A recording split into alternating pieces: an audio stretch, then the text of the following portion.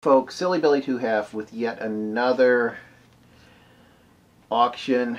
This is The Trickster and the Paranormal by George Hansen.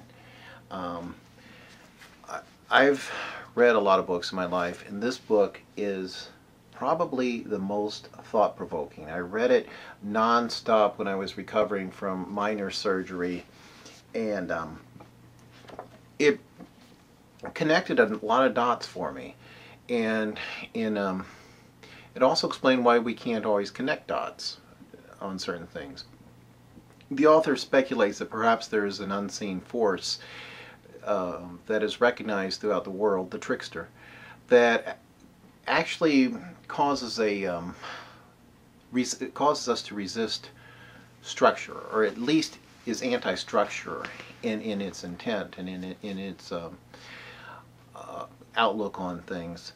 I'm going to just quickly read this introduction to you. This is, by the way, is a 564 pages, copyright 2001, and I'm going to read the introduction to you. I usually don't spend this much time on a single book, but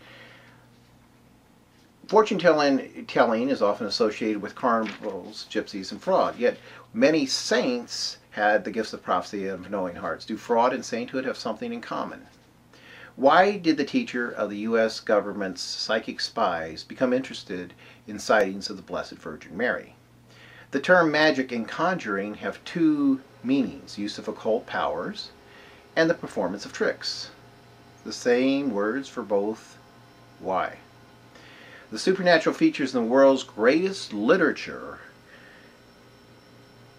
All major religions have stories of miracles.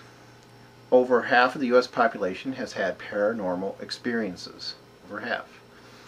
Despite all this, there are no university departments of parapsychology. In fact, as I write, I can identify only 2 laboratories in the U.S. devoted to parapsychology that employ 2 or more full-time scientists who publish in peer-reviewed scientific journals. Why so little research? And he goes on to talk about, I'm not going to read all of this, but about mediums. I guess media is what they would be. They'd be media. How movies make so much money. They're very popular to deal with the paranormal, but yet those things which actually seriously study the paranormal are always small. They never seem to thrive. They never prosper. This guy, Hansen, also is he pulls the veil back on stage magic, the psychops, the psychic research people.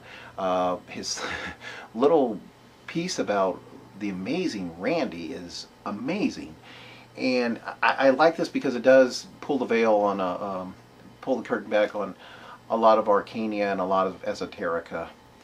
I highly recommend this, and if you don't buy this at auction right here, go down to your local bookstore and buy it.